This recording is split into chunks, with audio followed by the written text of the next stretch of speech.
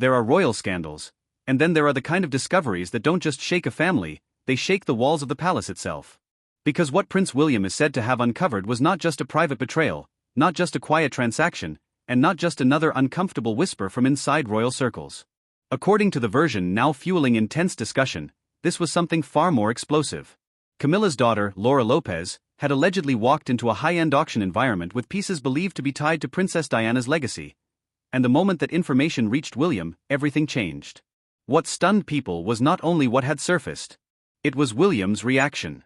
No public outburst. No emotional press statement. No desperate family meeting played out for cameras. Instead, what followed was something colder, sharper, and far more unsettling for those on the other side of it. Because when William realized that jewelry associated with his mother had seemingly reappeared in private hands after years of silence, insiders say he did not see it as a misunderstanding. He saw it as a line being crossed. And once William believes a line has been crossed, there is one thing history has shown again and again: he does not move loudly. He moves decisively. Before we go further, if you follow royal stories where power, legacy, betrayal, and buried truth all collide in one place, stay right here, because this story is not just about jewelry. It is about memory. It is about control. And most of all, it is about what happens when the future king believes somebody touched the one thing that should have remained untouchable: Diana's legacy. Because what makes this story so powerful is not the price tag of any pendant, bracelet, or sapphire piece. It is the name attached to them. Princess Diana was never just another royal figure. Even decades later, her image, her style, her pain, and the emotional connection millions still feel toward her remain unlike anything else in royal history.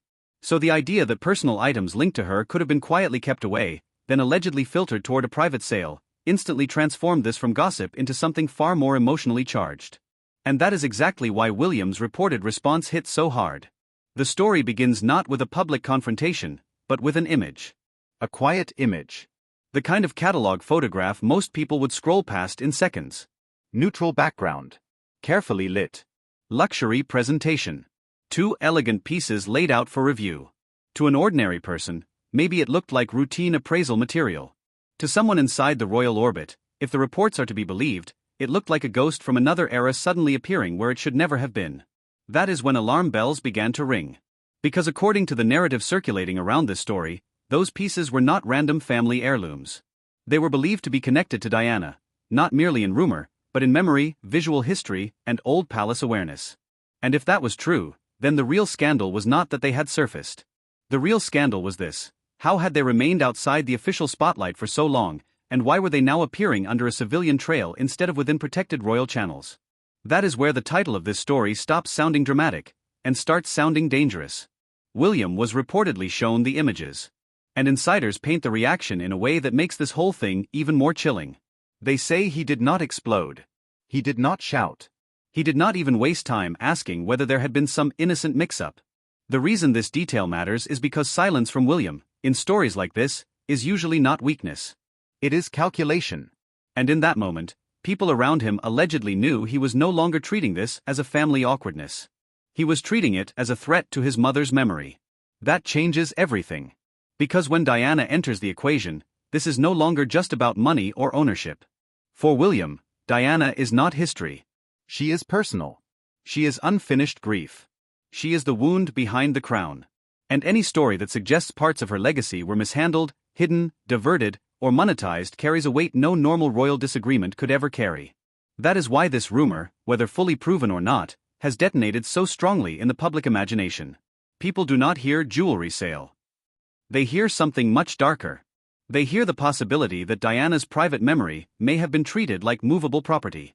And the one person least likely to stay passive about that is William.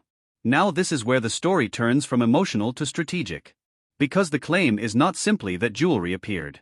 The deeper suggestion is that it appeared through a route that could have normalized private ownership. In other words, once a piece enters a civilian chain through the right paperwork, the battle is no longer just emotional. It becomes legal, technical, and incredibly difficult to reverse. And if that was the direction this was heading, then William would have understood something immediately. If he did not act at the moment of discovery, the entire narrative of ownership could begin changing in real time. That is what makes his alleged reaction so shocking to people inside palace circles. He didn't wait. He moved. And according to the version of events that has captured so much attention, the first stage of William's response was not public at all. It was private, disciplined, and deeply institutional. No messy leak. No emotional pleading. Just the kind of cold internal motion that only becomes visible when the machine is already in place. That alone tells you how serious this supposedly became. Because in royal life, there are two kinds of conflict. There is the conflict people read about in headlines, and then there is the conflict that happens behind polished doors, where almost nothing is said openly, but careers, access, influence, and inheritance can change in a single afternoon. This story, if even half of it reflects reality, belongs to the second category. And at the center of it all was Laura Lopez. That is what makes this particular narrative so combustible. Had the name attached to the jewelry been a stranger, the story would already be huge. But the fact that the name being discussed was Camilla's daughter turned it into something far more volatile.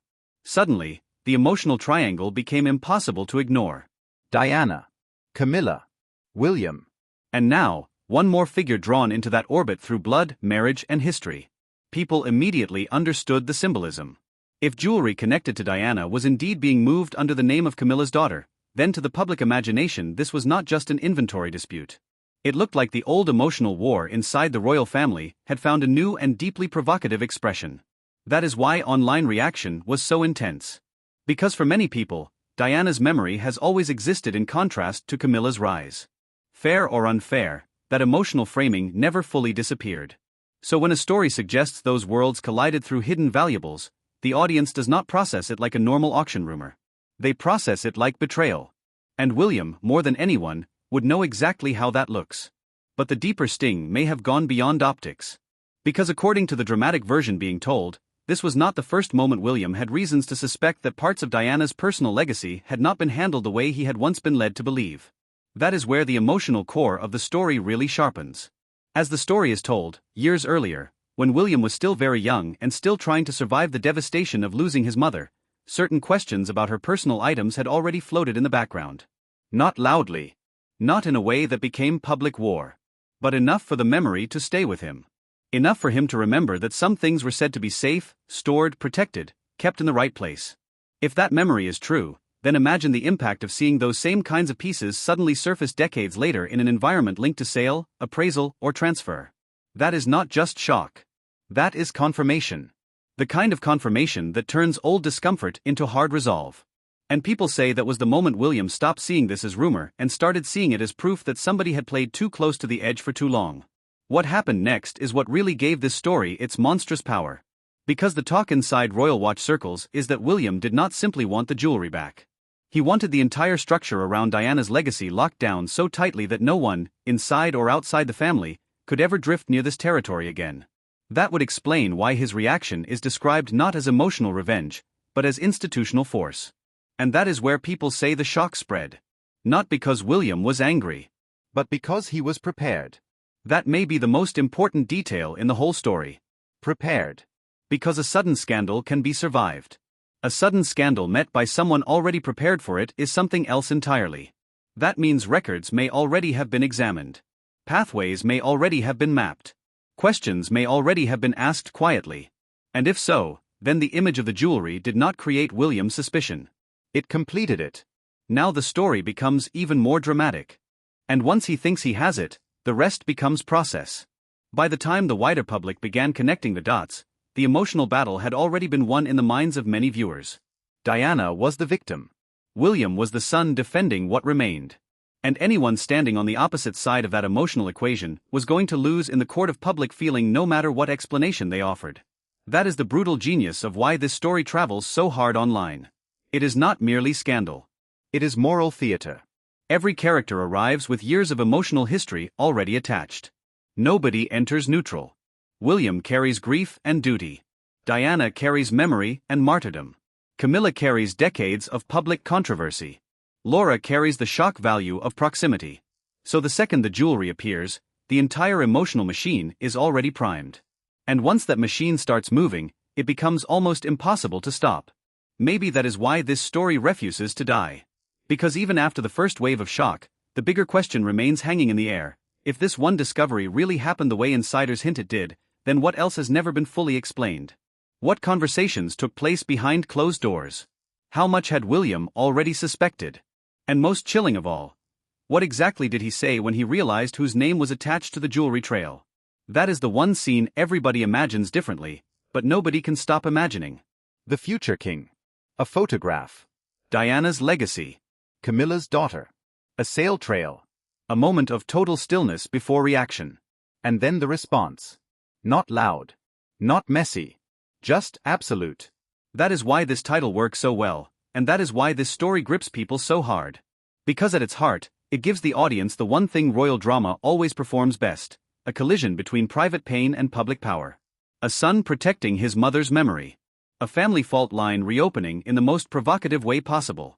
And a reaction so controlled that it becomes more frightening than any emotional explosion could ever be. Whether every whispered detail is accurate or not, one thing is certain: the moment Diana's name enters any hidden royal transaction, the world pays attention. And the moment William appears to step in, the story transforms from rumor into reckoning. Because maybe that is what truly shocks everyone entered here. the conversation Not that jewelry first through linked the to announcement of the Diana Heritage allegedly Trust. surfaced. Prince William Not even uncovered that Camilla's something daughter's buried name inside became Camilla's attached to inner the scandal. circle, But something that William, had been hidden once for over confronted with the 26 possibility, years. reportedly And the responded moment in the his one team way nobody confirmed on the what other then side Laura could afford. Lopez walked He believed into it. Sotheby's. He moved on it. What made the And he moment made so sure nobody significant? would ever Signature mistake dried, his silence for and within weakness hours again. the palace